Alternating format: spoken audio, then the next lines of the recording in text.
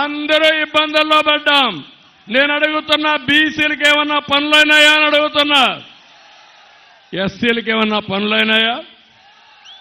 ఎంత అహంకారం ఈ ముఖ్యమంత్రి కంటే, ఒక ఎమ్మెల్సీ డ్రైవర్ని చంపి డోర్ డెలివరీ పంపిస్తాడు. ఎస్సీలు ఆలోచించుకోవాలి. రేపు మళ్ళా ఈ గవర్నమెంట్కి సపోర్ట్ చేస్తే అందరినీ చంపి డోర్ డెలివరీ పంపించే దుర్మార్గుడు, విధ్వంసకారుడు ఈ జగన్మోహన్ రెడ్డి. ఈరోజు జగన్మోహన్ రెడ్డి ఒక మాట చెప్తున్నాడు, అందరినీ ఇబ్బంది పెట్టాడు.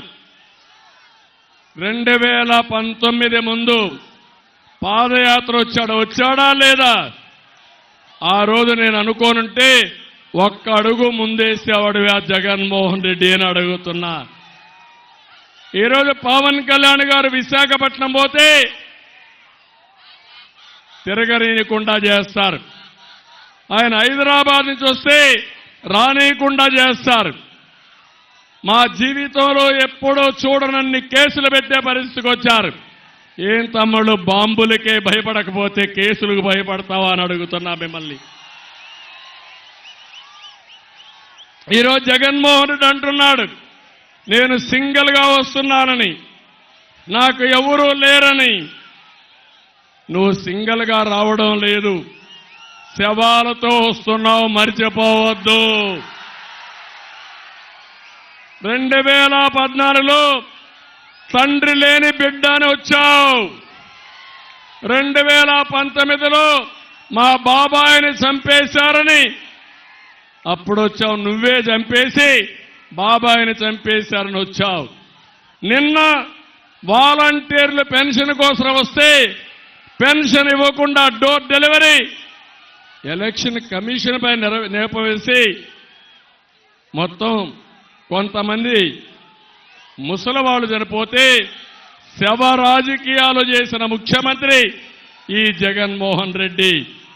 జగన్మోహన్ రెడ్డి చూసి అందరూ భయపడిపోయారు.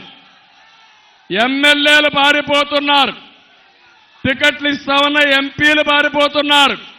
కడాన ఎమ్మెల్సీ కాలం 4 ఏళ్లున్నా నీ పదవి మాకొద్దు, నీతో మేము ఉండం, నువ్వు రాష్ట్రానికి ద్రోహం చేస్తున్నావు, అలాంటి వ్యక్తితో ఉండవని పదవి వదిలిపెట్టి మన దగ్గరికి వచ్చారంటే, ఈరోజు ఇక్బల్ అనే ఒక ఎమ్మెల్సీ పదవికి రాజీనామా చేసి తెలుగుదేశానికి వచ్చాడు. 4 సంవత్సరాల పదవీ కాలం ఉంటే రామచంద్రయ్య రాజీనామా చేసి వచ్చాడు. వంశీ అనే వ్యక్తి ఎమ్మెల్సీ పదవికి రాజీనామా చేసి జనసేనలో చేరారంటే అది ఈరోజు ఉండే పరిస్థితి. ఇప్పుడే పవన్ కళ్యాణ్ గారు చెప్పారు, ఈ రాష్ట్రంలో ఎవరికైనా న్యాయం జరిగిందంటే, బాగుపడ్డాడంటే ఒక్క జగన్మోహన్ రెడ్డి తప్ప వేరే వాళ్ళు ఎవరూ లేరని చెప్పి నేను మీకు తెలియజేస్తున్నా. ఇంకో పక్క 4 పరిపాలిస్తున్నారు ఈ రాష్ట్రంలో. వాళ్ళందరినీ మీరు చూస్తే రాష్ట్రాన్ని 4 అప్పచెప్పాడు. సాయిరెడ్డి, సుబ్బారెడ్డి, అదే మరి ఇంకో పక్కన మీరు చూసినప్పుడు అడ్వైజర్గా ఉన్నటువంటి సజ్జల, ఇలాంటి పెద్దిరెడ్డి, ఇలాంటి 4-5 మందే ఈ రాష్ట్రంలో బాగుపడ్డారు తప్ప ఎవ్వరికీ న్యాయం జరగలేదని మరొకసారి తెలియజేస్తున్నా. తమ్ముళ్ళు, ఒక విషయం గుర్తుపెట్టుకోవాలి, ఇక్కడ జనసేన ఉన్నారు. మీరు ఒకసారి చూడండి, మేము పవన్ కళ్యాణ్ గారు ఇంత అన్యోన్యంగా ఉన్నా కుల రాజకీయాలు లేపాడు జగన్మోహన్ రెడ్డి. జగన్మోహన్ రెడ్డి కులాల మధ్య చిచ్చు పెట్టాలని ప్రయత్నం చేస్తున్నావు. కబద్దార్, జాగ్రత్తగా ఉండు.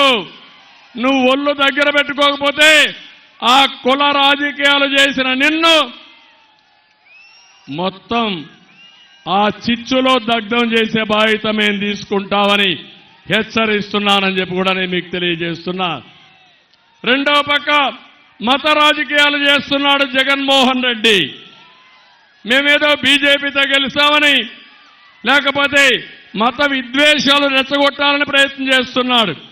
నేను ఒకే మాట చెప్తున్నా, నువ్వు మత రాజకీయాలు చేస్తే నీ అడ్రస్ గల్లంత అవుతుంది, జాగ్రత్తగా ఉండమని హెచ్చరిస్తున్నా. ఇంకో పక్క మీరు ఒకసారి చూస్తే ప్రాంతాలను కూడా రెచ్చగొట్టే పరిస్థితికి వచ్చాడు. ఇవన్నీ కూడా మనం అధిగమించాల్సిన అవసరం ఉంది. అధిగమించడానికి మీరందరూ ముందుకు రావాల్సిందిగా నేను కోరుతున్నా.